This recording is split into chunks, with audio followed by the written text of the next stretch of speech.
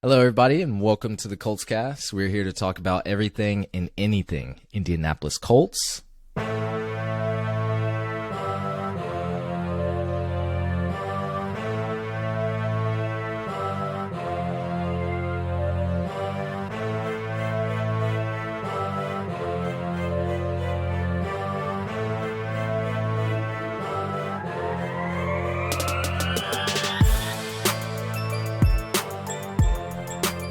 My name is Eric Smith, co-host of the Colts Cast. Alongside me, as always, I have co-host Jamal Lawrence here.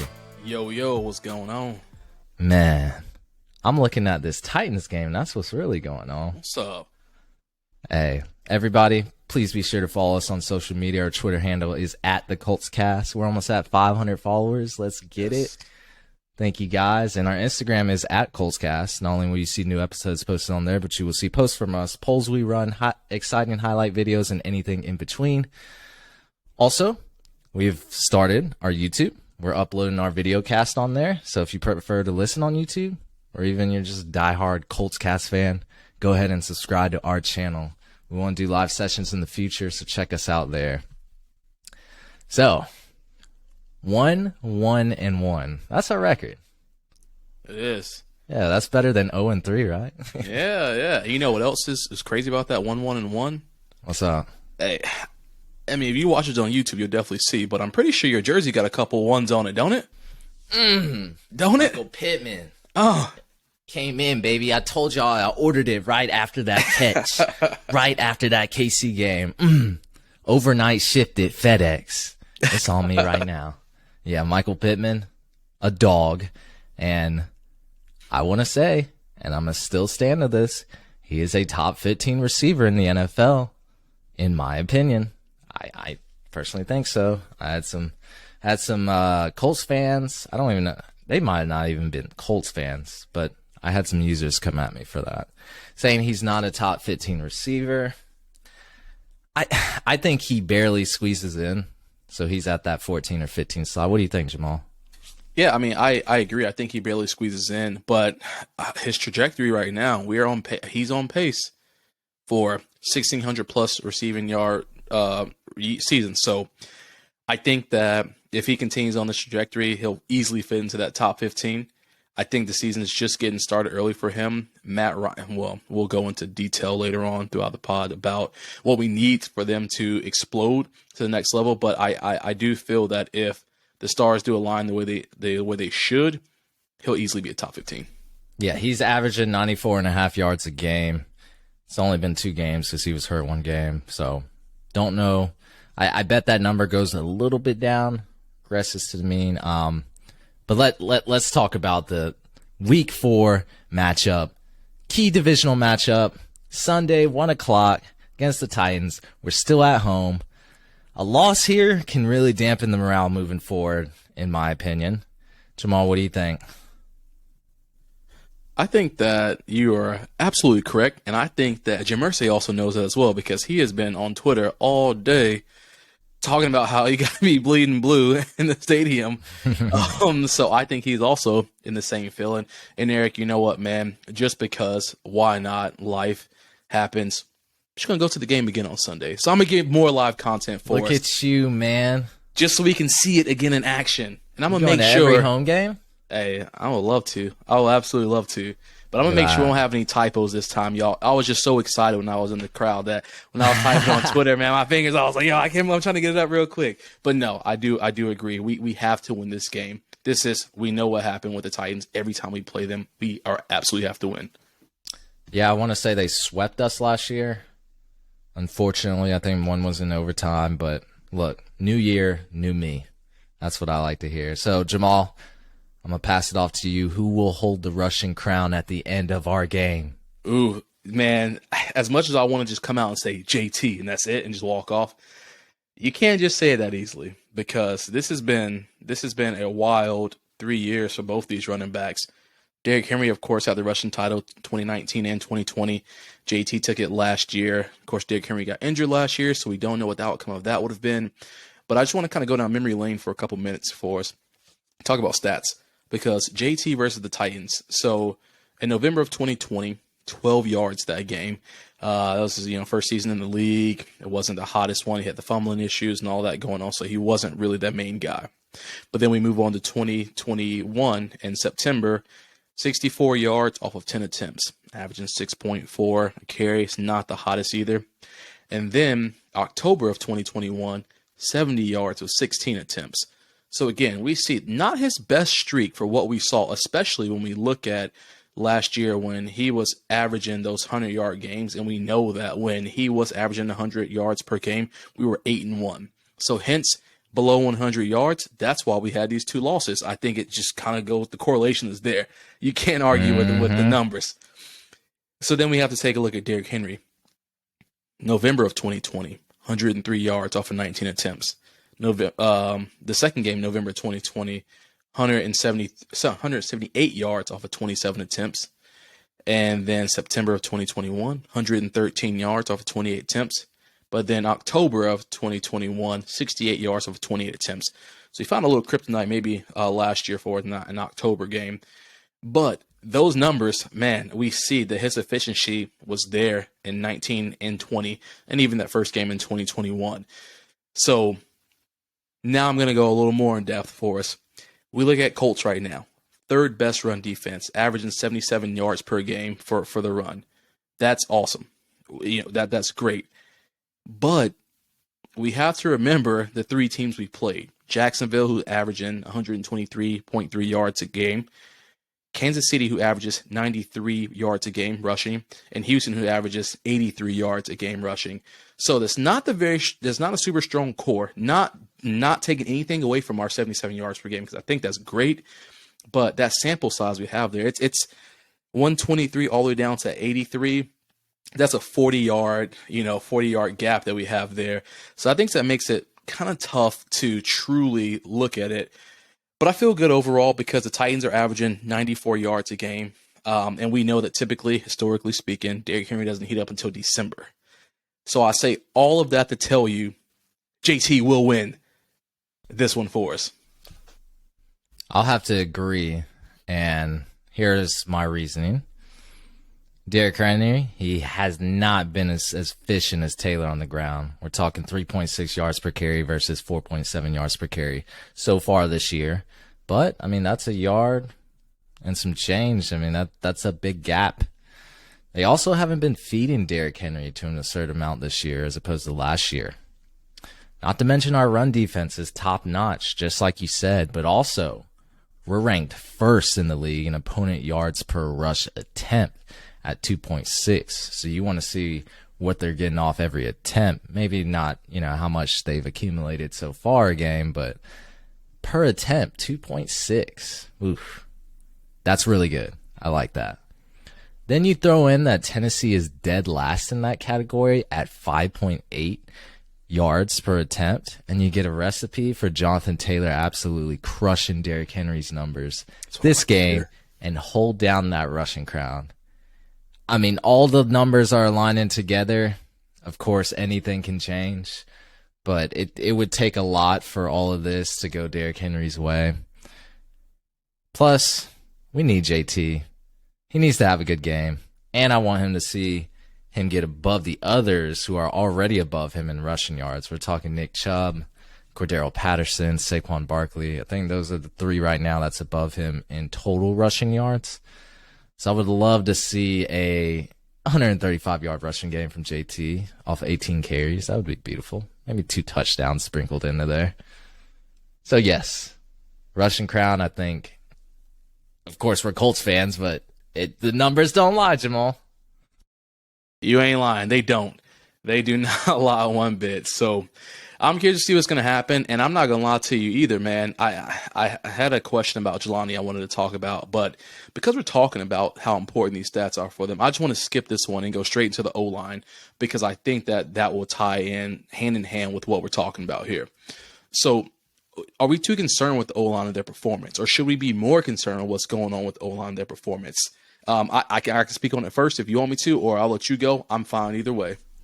Man, you want to play rock, paper, scissors? Nah, just go, man. Just go. All right, so I'm going to work backwards. First off, I want to just talk about the fact that Jonathan Taylor has not been the Jonathan Taylor we know. And I think it's a multitude of things. First off, he missed practice today. And I don't know if you know this, Eric, but this is his first time ever missing practice. High school, college, NFL. That's wild to think. Dude has always been there. Yeah. At first, durable, man. It's nuts.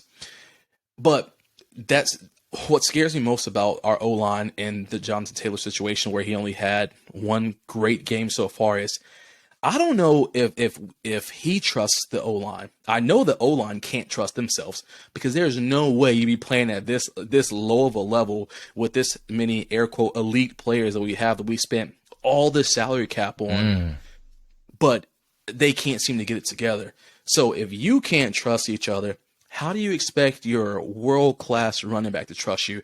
And I think that Jonathan Taylor tries every single play. He does, but I can't imagine how frustrating it is every time you get the ball. You're already getting hit in the backfield. And I know an earlier episode I talked about how JT was the man after contact. His after contact yards were like 1,200 and something last year, which was wild, because that was more than a lot of running backs were averaging for the entire season.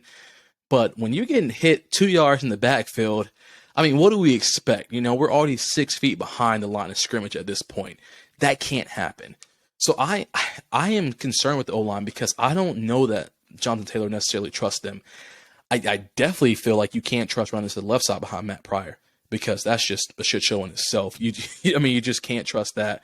But I'm nervous about Danny Pinter as well. I mean, obviously Braden Smith, I don't know. I don't know. Ryan Kelly is saying that it's just communication. I think there's more than communication, because Ryan Kelly played at Alabama. Nick Saban preaches communication. You know that. He will go off on them when they're up 65-0 because they're not communicating. So I don't want to hear that it's communication that's the issue. Quinn Nelson played at Notre Dame, one of the best guards to ever step foot on Notre Dame's campus, one of the best linemen, I should say, to step foot on Notre Dame's campus. And you tell me he has communication issues? No. That just doesn't correlate. It does not work like that. Matt Pryor, yes, we lost Costanzo, and I think that we are 110% feeling it, 250% feeling Costanzo not being here anymore, because I don't think they trust Matt. They're like, the fuck is Matt Pryor doing? I don't know what it is with him, but dog, I can't continue to watch him just get beat. He's too big. He's too big. I harped during the drafting episode with Bernhard Raymond about how his size was almost to where a tackle should be, and I said Matt Pryor is the grade A tackle size because he's blah blah blah. Eating those words, man, because it has bit us. It has bit us so hard, and I'm tired of it. They don't trust Matt Pryor. I 110% believe that. But the problem is no one's helping the situation. Q, Ryan, like, y'all are D1 mega athletes, or were D1 mega athletes. You went to Power 5 schools. You got to take this in your own hand and run with it. Because if you want JT to get the ball and ball out every single game, y'all got to be on your A game. Yo, if Danny Pinter not feeling it, get him out. Get Fries in there. If Braden Smith ain't feeling it, get him out of there. If Pryor ain't doing it, do something. Yo, Eric, that is the only group on the field who spends every single play together. They don't ever substitute. This is the most substitution I've ever seen out of an offensive line in my life. Besides injuries or just completely just terrible offensive lines, you typically don't have a lineman leave out during the second quarter because he needs a rest. No, it don't work like that. You're not a defensive lineman. We're not little pansies on the field.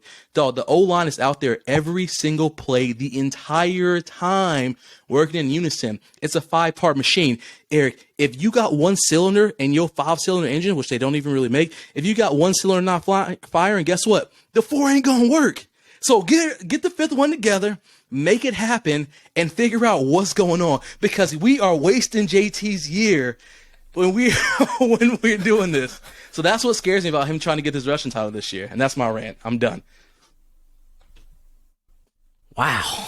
And that was all improv. I didn't have a single note about that. When did you record that verse? My God. Dog, I can do this all day. What's up?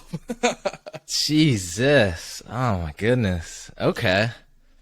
I don't know how to add to that. Danny Pinter, send him to the gulag. I'm still on that train. Out here. I guess I'll So, yeah, I do want the O-line to perform better. I think we've heard that from every Colts fan, every analyst, every Colts beat writer. They see their O-line as not performing to what it should be. And it's factored into a lot of things. So I'm going to talk about the offense in a broad aspect instead of, I mean, you just grilled our O-line. I think it's a bigger picture. Colts fans, we're officially ranked last in points per game at 13.3. Dead last. How are we a playoff team like that? I don't know. That means every single team is essentially better than us on offense.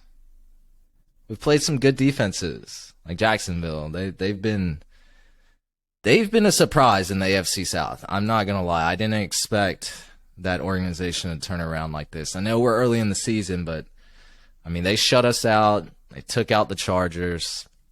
You have to be happy if you're a Jaguars fan right now. Jacksonville, they're holding opponents to a remarkable 12.7 points per game. Kansas City and Houston, they've been about average, so they're in the middle of the pack. Astonishing to say the least, but I kind of believe in the law of averages. I project us even out to a higher number than that 13.3 points per game. I do believe that, but how do we get there? How do we make this number better? Well, one, it sounds like a broken record, and Jamal just explained it in 5 minutes, but offensive line play has to be better. We need to give Matt Ryan time in the pocket because his ability to extend plays is limited, very limited. It might be non-existent at this point. He's not very mobile. We knew this coming in. When we signed Matt Ryan, we knew this. It's his weakness right now, and we have to play to our strengths. Not everyone gets a Patrick Mahomes or a Josh Allen. We have to play to our strengths, no matter what the quarterback is. That's why we scheme for that quarterback. That's why we have a coaching staff. We have to play around the quarterback's strengths. Otherwise, we're going to be turnover prone like we have been. What's it, seven fumbles now?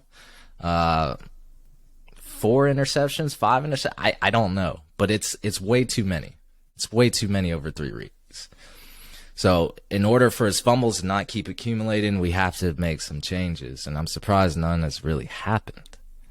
You know, if Danny Pinner doesn't work out or Matt Pryor doesn't work out, why don't we make changes? Change the depth chart up, see what happens. Whether that be for a few drives, a few snaps, I don't know. Let's just see. Quarterback pressure, it's just, it sucks that Matt Ryan's pressured all the time. It's going to cause him to make these YOLO throws, an erratic throw. We don't need that. We can't give these opportunities to the defense. Speaking of blocking, I know we're coming at the O-line. What about our tight ends? What about our receivers? I saw some running plays where receivers were just completely missing their blocks on the last game. Blocking is super important. Offensive linemen, non-offensive linemen, still super important. So, receivers, tight ends, you guys are still obligated to block, just like the offensive line is. Second, our receivers need to get better at getting open. I saw a PFF stat the other day that said offenses with the lowest rates of pass catchers being considered open or wide open. Jamal, do you want to guess where we were at the 32 teams? Hey, just tell me, man. Rip the Band-Aid off. Second worst in the league. Yikes. The Saints were behind us, Jesus. which I thought was crazy. That is. I mean, they got Michael Thomas, Chris Olave, Jarvis Landry. I don't know. They have some experienced receivers and some good prospects out there. Then the Bears were ahead of us at 30. But yeah, 37% of the time we're considered open or wide open. The Bears receivers are above us, Jamal. Do you know how bad that is? Can you name me one receiver on that squad? Nope. I can. Darnell Mooney. Oh, yeah, I forgot about that. I know a few others just because I know, but you ask the average fan, I don't know if they'll even say Darnell Mooney. Because the Bears' passing game is awful. I don't know. I think they passed like 11 times the other game, which is crazy. I don't know how you pass the ball 11 times in this passing heavy league and expect to succeed. But anyway, off the Bears. So this stat could be misleading. I will say that. It might not be all on the receivers, as Matt Ryan has been pressured on so many dropbacks that I don't even know if the receivers have time to run their routes. Still, we're second last in the league. So I would say it's worth noting we have to get better in that department. Don't you think, Jamal? 100%. I hate how we have to every podcast just take a shit on our team. But hey, I gotta point out two more things with that too, and I promise I'll be done. I'm not going on another rant about it. But number one, I saw something talking about Matt Ryan's release time, how good it's been. I think 2.3 seconds, something weird like that. Don't quote me on the exact number because I don't want to be incorrect. But when you don't have anybody blocking, you better get rid of the ball, because if not, you can go get smoked. Which brings in the next statistics. So right now, Eric, we are on pace, or Matt Ryan is on pace to get sacked 68 times this season. That's 10 more times than the Bears last season, who were number one. 10 more times. They got sacked 58 times last year, speaking of them. Right behind them are the Ravens and the Bengals. So I think 55 and 53 or something of that sort. But my point is when I say that, when I think of the Bears, when I think of the Ravens, when I think of the Bengals, when you think of their quarterbacks, what can all three of their quarterbacks do? Move. They can all move. So it's expected for them to have more sacks, because whenever they start going backyard football style, where they roll out a pocket and all of a sudden a tackle can't turn his back to see what's going on, then yes, a defensive end can swim you get sacked, etc., etc. So I expect the Ravens, the Bengals, the Chiefs, the Bears, these teams like that to have more sacks. But when you tell me that we are on pace to have 10 more than the Chicago Bears, that scares me. And Frank Reich has said there's been no discussion on the O-line as of now. Why? No discussion. Are they seeing something we're not? Man, he's doing his typical, I don't want to talk about it. We're just going to figure it out. And then what's going to happen is we're going to have a great game one day where Matt Ryan's not going to get sacked any. He's going to have a ball-out game, and everyone's going to forget about how bad every other game was before. Then they're going to put it to the side until it matters again in another game where we play the Titans twice in 4 weeks, I think it is, or 5 weeks. And then something bad happens. You're like, oh, this looks like reminiscent of what happened last time or what happened before then. We know you can't sweep stuff like this under the rug. But that's the end of my talk for that. Thank you for coming to my TED Talk about the offensive line. Well, Jamal, let's wrap it up with some Jelani Woods. Oh, for sure. Should he be starting? Jay Woods. You know what, man? Honestly, I'm going to say the selfish side of Jamal, the biased side of Jamal says yes, because I said from the beginning that I thought that he would go ahead and jump through the rankings. And I didn't think that he would even be in competition with Granson or the number 2 spot, or really number 4, because when he came, he was number 4 before the injury. So with this, 2 touchdowns, 14 yards off 2 receptions, does not solidify him being the starter for me quite yet. And the reason being is because I haven't seen him do any run blocking. He had very minimal play during the preseason, which bugged me because I wasn't really understanding why he wasn't getting the snaps. But I would like to say that Matt Ryan must have just a smidgen of confidence in him if he's willing to try to get him the ball twice. Could have been that he just saw him open, but I would like to think that a good quarterback would throw to a player they have confidence in. So I think that he is on the right trajectory, and I think that this game against the Titans will be a great game to find out, because I do believe that this game will be won off. I think it's going to be an overall sloppy game for both teams, because both teams are playing pretty bad overall. I think the Titans are giving up 28 points a game. We're averaging 13 points a game. They're averaging 17 a game.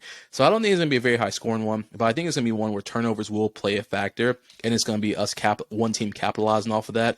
So I do believe that if Woods gets the opportunity to be in there a little more often, he can show some of these run blocking skills that we just talked about, how the tight ends and the receivers aren't doing. And he can also probably have another chance to get in the end zone. But I do believe he'll be a huge force in the red zone for the rest of the season based off what we see, this 6'7" giant. I just don't believe that if you were to ask me today, should he be a starter today, I would still say no, because I haven't had a chance to see him for more than 2-3 plays in his professional debut. So, yeah, I would have to agree. I do think he needs to be at least on every snap in the red zone. Mm-hmm. In the next game, the one after next. I mean, he's our most athletic tight end. Yeah. He's a weapon, needs to be utilized. Now, I said on, every snap. He doesn't have to be targeted every time. You know, I just want that presence there to defensive coordinators to say, you got to watch out for this man. Mm-hmm. You probably should double team him because this man is a freak of nature in a good way. We still have Michael Pittman. We still have Alec Pierce, Naeem Hines, Jonathan Taylor. We have other weapons. You know, make it work, Frank Wright. Use it to your advantage. Just like he did against Kansas City, got him the ball twice in the end zone. I love that. Man is 6'7", moves like a wide receiver. My goodness. Monster. On that second touchdown, just a little crossing route, moving. Boy. Huge long frame, strong-handed. You saw how strong them hands was. That's what I like to see. Unleash him again. But yeah, I agree with you, Jamal.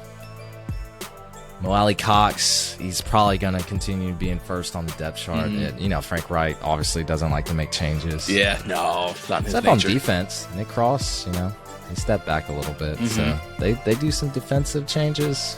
Not really much on offense. I think right now, Mo Alley-Cox is a better blocker than Jelani, and that's really important for us right now. So he might not be the ultimate mismatch in the red zone like Jelani is. But he's still more experienced in that role. Still a better blocker, in my opinion. Got to give it to Mo Alley-Cox right now. I think, you know, later down the road, Jelani develops. I mean, he definitely has the potential to be a tight end one for this team.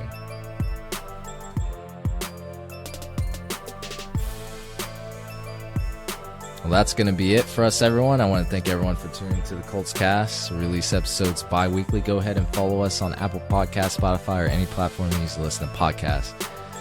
We'll be back Sunday to give you some more Indianapolis Colts content.